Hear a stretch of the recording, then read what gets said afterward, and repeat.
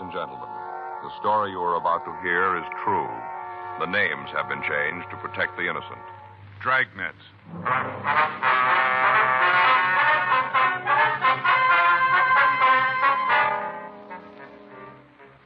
You're a detective sergeant. You're assigned to robbery detail. A hold-up man has been hitting the banks in your city.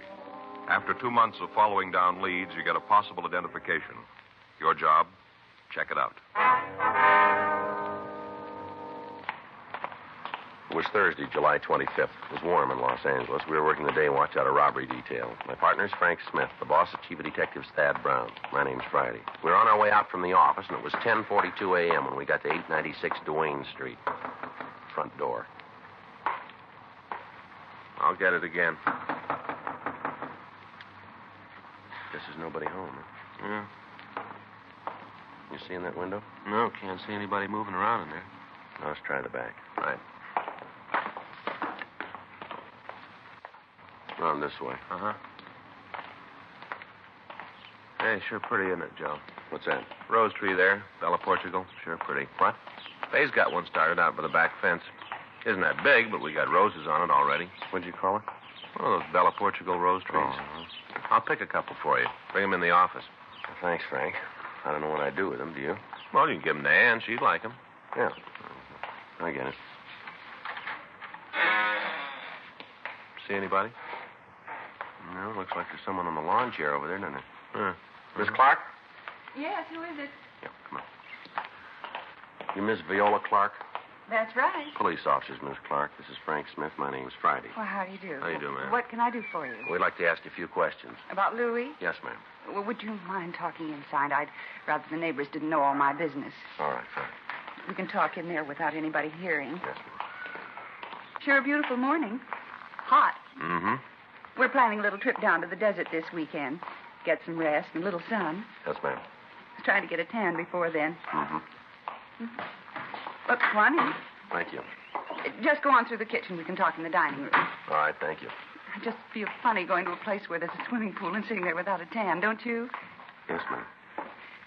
Well, I do anyway. It makes me feel self-conscious like. I see, ma'am. Well, just go on in and sit down. I'll get us something cold to drink. No, that's all right, Miss Clark. Thank you. Oh, how about you, Mr. Smith? No, ma'am. Well, I'm going to have something. Bill, that's my husband, brought me a case of that new kind of drink, you know, without any calories. Yes, ma'am. All kinds of flavors, supposed to be for people who are supposed to reduce. Of course, I don't really need it, just that Bill bought it and all. Mm-hmm. Sit down. Thank you. Now, what was it about Louis? He's your brother, is that right? Well, yes, actually, he's my half-brother. You see, his father died and our mother remarried. I see. He's my half-brother. When did you see him last? Oh, let's see. I guess it was before the trouble. That'd make it about 10 years ago. Mm-hmm. You heard anything from him since? Oh, a couple of times. Different people have told me they saw Louis. He always sent his best. But you haven't talked to him, huh? Well, no, not in 10 years. Would you excuse me a minute? I forgot the bottle opener. Yes, ma'am. When Louis got into trouble, we sort of stopped seeing each other. I tried to write to him when he was in prison, little talky-talk letter, but they just seemed to separate us more. What was that again, ma'am? I didn't hear you. I said that I tried to write to him when he was in prison. Sort of a talky-talk letter, but, well, they just seemed to separate us more. I see. Did you see him when he was in prison? Oh, no, it was during the war, and I was pretty busy with other things. Uh-huh. Bill, my husband, was overseas, and I was writing to him, sending him little things. Just never seemed to get around to seeing Louis. I thought about it, but just never quite seemed to get to it. It's a new flavor. Pineapple pie, kind of tangy. You sure you don't want any? No, thank you. Oh, that's good. I've got some little crackers, low calorie. Would you like some of them? No, ma'am, thank you. Well, when Louis got out of jail, I heard he went back east, Salt Lake, I think. Got a job with a paint store back there. Mm-hmm. Did pretty good. Something happened, though. He quit or got fired or something. Anyway, he came out here again. Do you have any idea where your brother might be staying? No, last I heard it was in some furnished room down on Pico. Would you have the address? I'm afraid not. Do you have any idea where we might be able to get it? Not the least. Uh-huh. What's he done this time? Well, it'll be better if we talk to him about it, ma'am. Well, it seems to me I'm his sister. You should be able to tell me. I'm certainly going to cooperate with you. I think it'd be better if we talk to him, though. If that's the way you're going to handle it, there's not much I can do. Did your brother have any hobbies? Anything that he might try to work at? No, not that I can remember. Well, when he was a kid, I think he used to collect stamps, but then I guess every boy does that. Mostly, though, he used to read a lot. Always had his nose in a book. Had a big collection of those books you could buy in the 5 and dime. You know, the little thick ones. Yeah, I think I know what you mean. I guess he had just about every one that was ever published. There was a big thing with the kids in the neighborhood. Well, Louis had about 100, all different stories. He built a case for them out in the garage out of apple boxes. I remember that, out in the garage. Yes, ma'am. Had a library going, little cards and everything. Charged the kids 2 cents to read the book. Real going business. Oh, he was a funny kid. Always trying to figure out how to get somebody else to do the work for him. He'd say that if he had his way, he'd get what he wanted without really working for it. Wonder if being in jail made him change. If he still feels like that. What's that? That he can live the easy way. He's still trying.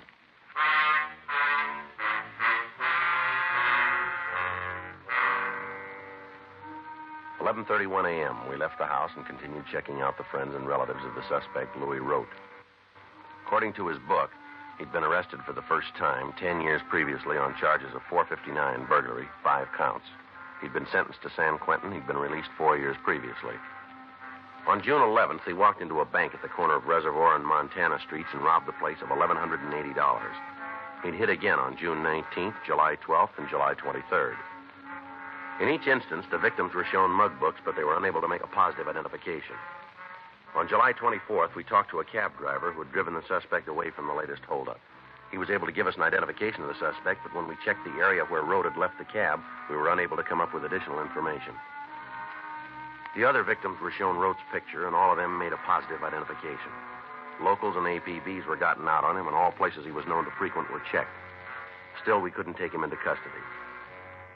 2 days passed while we looked for the suspect. On Friday, July 26th, the bank located on Hollywood Boulevard was held up for $1,800. The suspect matched the description of Rote. From one of the people in the vicinity, we got the number of the cab the suspect was supposed to have taken.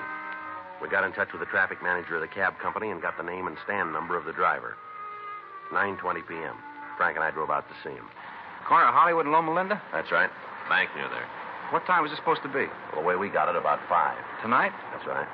I don't recall the guy. You sure it was me? Well, we got the number of your cab. Well, you're pretty busy there. Let me check the waybill. All right. Let's take a look here.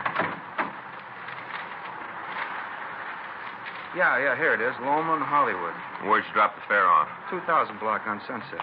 That'd be near Echo Park? Yeah. Can you tell us anything about the man? No, like I told you, I've been pretty busy tonight. Well, it's pretty important. Well, what kind of things you want to know? Well, what did he say to you when he got into the cab? Oh, not much. Seems to me he just told me to drive right down Sunset, and then he'd tell me where to let him out. Was there anything about him that stood out? An accent, maybe? Scar, birthmark, anything like that? No, it doesn't seem to me that there was. I could only get a glimpse of him in the rearview mirror. He was kind of sitting off to one side. Kind of hard to see. You don't remember anything about him then, huh? No, nothing to help. Did you say where he was going? Well, not that I remember. Just told me to drive right down Sunset until he told me to stop. When he got out of the cab, did you see where he went? I didn't notice. He said something about getting a drink and asked me if I could name a good bar for him. Did you? I couldn't. I don't know the neighborhood very well. I told him they were all probably pretty good. Did he seem drunk to you? Well, he had more than a couple. I can't tell you how many. You know, some guys can hold more than others without showing it. Yeah. Well, he was like that. Hard to tell how many he'd lifted. Uh-huh. Say, something might help. I just thought of it. Yeah, what's that? He had a kind of a mole on his face right by his mouth. On which side, do you remember? Well, let me think now. I was looking at him in the mirror. It was on his left side. The mirror shows things on the side that... Yeah, it'd be on his left side. Mm-hmm. Yeah, I always get mixed up like that. You know, when you look in the mirror, if you got something on the right side of your face, it's on the left side of the mirror. Yeah. Well, I was looking at him, so it'd be on the same side as I saw it. Yes, sir, it was the left side. Where was the mole? Right here, right by the upper lip. Not real big so you'd notice it right off. Yeah, I forgot about it until just now. And when he paid the cab bill, what did you use? You mean the size bill he gave me? Yeah. A 20. I think I got it right here. Real new. Yeah, here it is. He had a whole fistful of bills just like this, all brand new. Mm-hmm. I asked him if he was going on a trip. You know, people draw a lot of money out when they're going to take a trip. I figured maybe that's what he was going to do. What did he say? Well, he said he wasn't. He said he just made a withdrawal from the bank, but he said he wasn't going away. Well, he's wrong there. Huh? As soon as we find him, he is.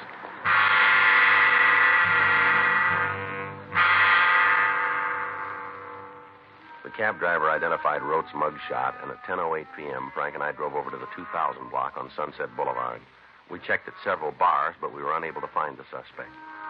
One of the bartenders said he thought that a man answering Rote's description might have been in, but he couldn't be sure.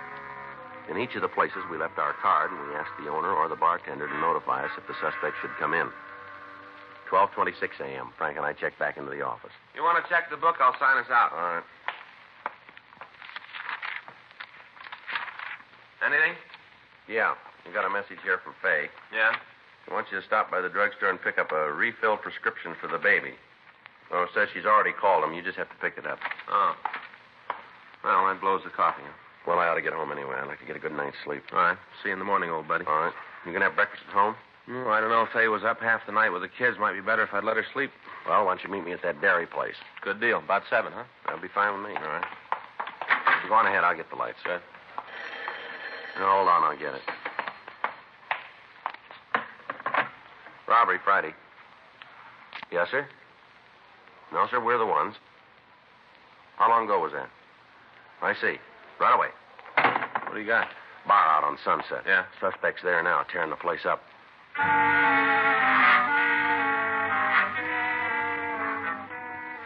We left the city hall and we drove over to the bar on Sunset Boulevard. By the time we'd gotten there, a police unit had arrived and the disturbance was under control.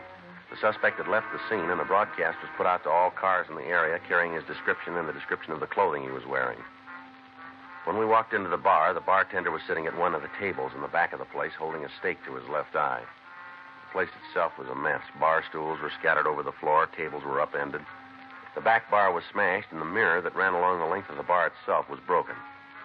Frank and I checked with the officers from the unit, and then we went back to talk to the bartender. Why didn't you guys tell me about him? Sir? Why didn't you tell me who he was? I didn't know. Look at this place. Look what he did. What started the fight? I don't know. Did you recognize him when he came in?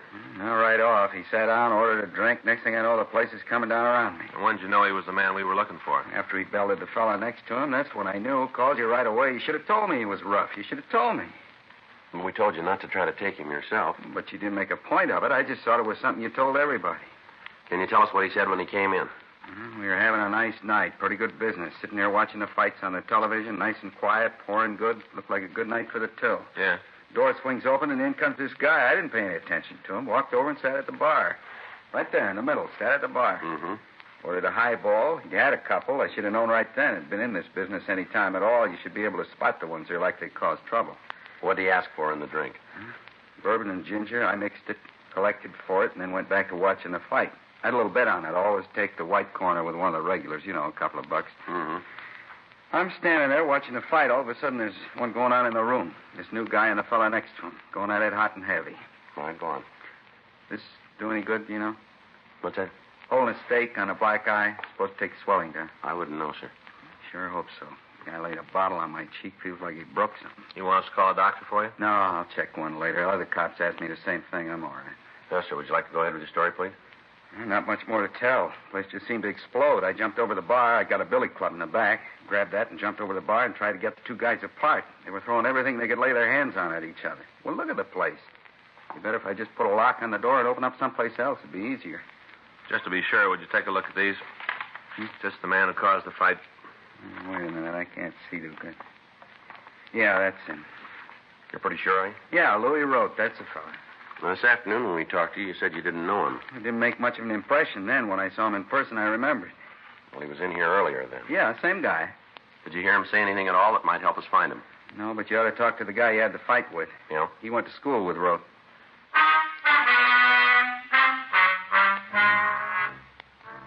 We got the name of the man the suspect had the fight with. We drove over to his home and talked to him. He explained that he'd been enrolled in a night class with Rote. He went on to say that they'd met at school when both of them were studying criminology at one of the colleges in the area. We got what information we could about Rote, and then Frank and I went back to the office. We tried to contact the school, but we were not able to reach anyone who could check the registration records for us. The next morning, we called the head registrar and asked her to check the records in the college night extension courses for a Louis Rote. 30 minutes later, she called back with the suspect's address. Frank and I left the office and drove out to the place, a two-story boarding house out on Adams Boulevard. Rote had moved, but he'd left a forwarding address. We drove over there and found that he was still registered. We got the number of the room. We went upstairs. Frank stood on one side of the door while I took the other. Just a minute.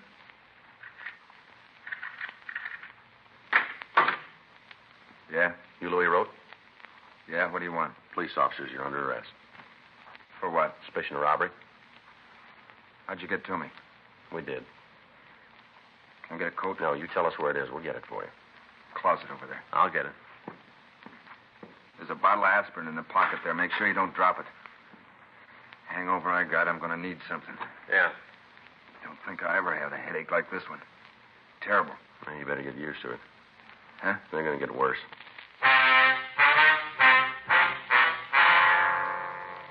A show-up was arranged, and all of the victims of the holdups were present. They all gave positive identifications of Louis Road as the man who'd held them up. A complaint was issued by the district attorney's office, and on the following Friday, August 2nd, a preliminary hearing was held in Division 34 of Municipal Court. Rote was bound over for the charges filed against him.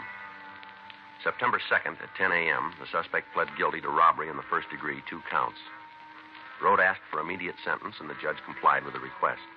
He was sent to San Quentin, where he went through the clinic. On recommendation of the authorities at the prison, the board ordered him sent to the penitentiary at Chino, California.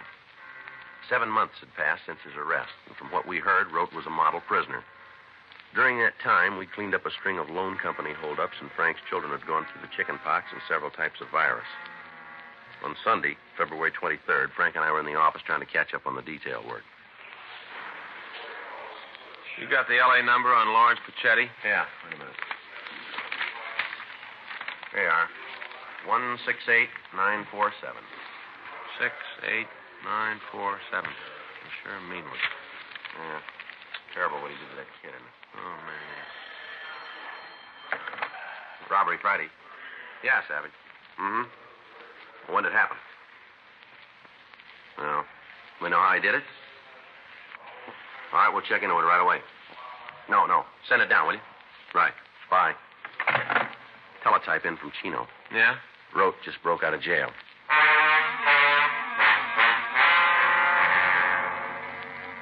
An immediate watch was put out on all the places Rote was known to frequent.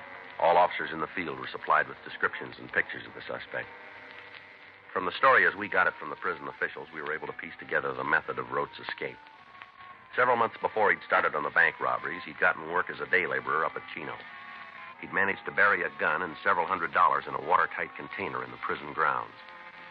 On his arrival at the prison, he'd waited for the right moment, and then he dug up the weapon and the money and made a break. He'd picked Sunday, a day when the prison grounds were crowded with visitors.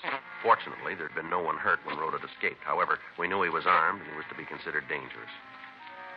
2 days after his escape, a man answering his description held up a grocery store. From the clerk, we obtained a positive identification of Rote. The next day, he hit again. This time, he beat one of the clerks in the store when the man refused to open the cash register. Additional information was forwarded to all law enforcement agencies throughout the area. Rote's picture was carried on the police television show, and the daily newspapers cooperated and carried his likeness and description. Calls began to come into the complaint board from people who thought they'd seen the suspect. In each instance, the information was checked out, and several of the reports appeared authentic. On Wednesday, March 4th, we got a call from Calvin Niles, the bartender who'd given us the original information on Rote. Frank and I drove out to see him. I tried to hold him here, tried my darndest, but he wouldn't go for it. Mm-hmm. Did you talk to him at all? Yeah, I had a couple of words. What about? Mainly about the fight he had before he got him. You know, when he broke up the place? Mm-hmm. Talked about that. He said he was sorry about it. Told me the other fellow caused it. Mm-hmm. Said he'd like to be able to pay for it, but he didn't have the money. I thought he was going to hit me up for a loan. The way he acted and all. Thought sure he wanted to make a touch. Did you say anything at all about where he was staying? Not a word. Didn't give you any indication Nope. at all? Was he driving a car? Not that I could see. When he walked out, I went over to the door to see if I could spot anything, but by the time I got out from behind the bar, he disappeared. Is there a cab stand around here? A couple of blocks up the street. Think he might have taken a taxi? We'll check it. I don't think he could have gotten that far in the time it took me to get to the door. I can see that far, and I didn't see him. Mm-hmm. I don't think he took a taxi. Did he come in alone? As far as I could tell, he came in, sat down, ordered a highball, drank it up, and left. I don't think he was here more than 5 minutes, all told. But you're pretty sure there wasn't anybody with him, are you? Yeah, I had been. I'd have seen him. Did he look like he was going to meet anybody here? Not especially. Give you any reason for coming in? Not right out, he didn't. How do you mean? Lucky I did it now, I guess. I didn't plan it that way. What's that? I told you I thought he wanted to make a touch. Yeah. I told him I'd just taken the money to the bank, dropped it in the night depository, said I'd cleaned the place out. He left right after that? Yeah, finished up his drink and walked out. Sure got a lot of nerve, if you ask me. What do you mean? Well, he comes in the place once, breaks it up, then comes back to try to hold it up. Well, you're not sure about that, are you? As far as I'm concerned, that's what he came in for. Can you give us a description of what he was wearing? Plain blue suit. Looked like it was gabardine, 2-button. How about a hat? No, he wasn't wearing one. He had on a white shirt, black knit tie, you know, the narrow kind. One of those little stick pins shaped like a little ladybug. You know the kind I mean? Yes, sir. One of those. All right, Mr. Niles, if anything more comes up, we'd appreciate a call from you. You get it. I'll tell you one thing, Sergeant. What's that? After that fight, I did just about everything I could to help business, help pay for the damage. Yes, sir. This is one customer I want to lose.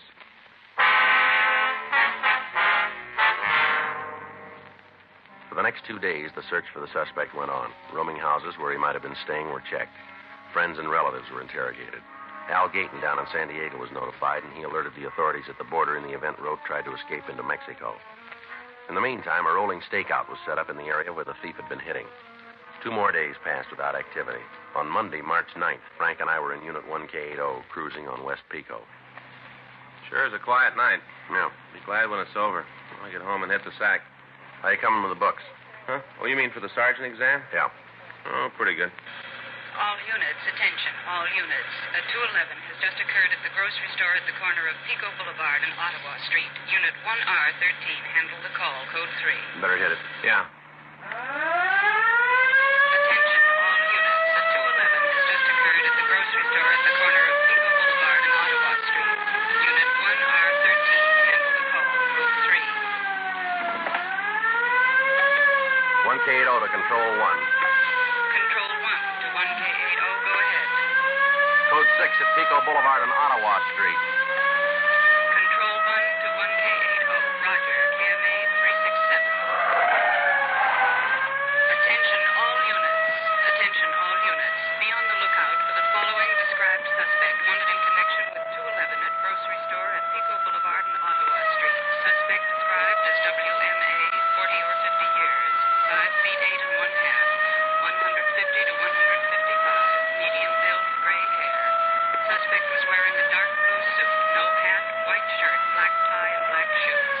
Suspect has a mole on the left side of his face, just above the mouth. He is carrying a large blue steel revolver, Western type. Suspect believed to be driving a 1952 Chrysler sedan, dark in color, license number unknown. Vehicle has a damaged left rear fender. Use caution. Suspect is considered dangerous. KMA 367. Sounds like Rote, doesn't it? Yeah. Hang on. Here's Pico. The car that just passed us. Yeah? Dark Chrysler sedan, dented left fender. You better check it. Right. Hold it. It's taking off. You better lean on it. Doesn't look like he's going to stop. Watch it, Frank. The streetcar.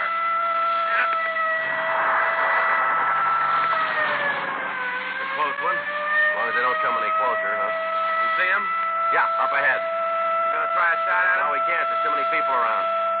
We're pulling up. All right, hold it steady. Pull over, police officers. He doesn't act like he hears you. It's Rote, all right. Yeah. Try to cut him off. All right, come on, Rote. Pull over.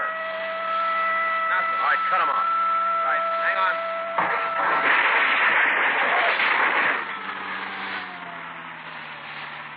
Come on, pull up. Let's go.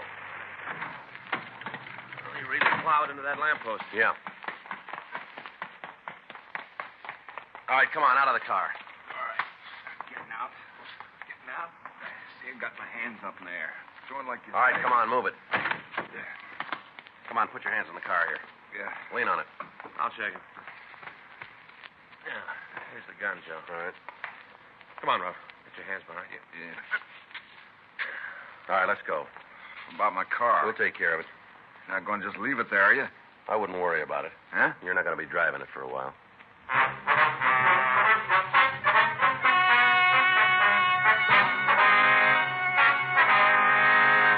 Louis Albert Rote was tried and convicted of robbery in the first degree, 4 counts, and violation of Section 4530 PC, escape. Robbery in the first degree is punishable by imprisonment in the state penitentiary for a period of not less than 5 years. Escape from a state prison is punishable by imprisonment for a period of not less than 1 year. Said second term of imprisonment to commence from the time the prisoner would otherwise have been discharged from said prison. You have just heard Dragnet, the authentic story of your police force in action, and starring Jack Webb, a presentation of the United States Armed Forces Radio Service.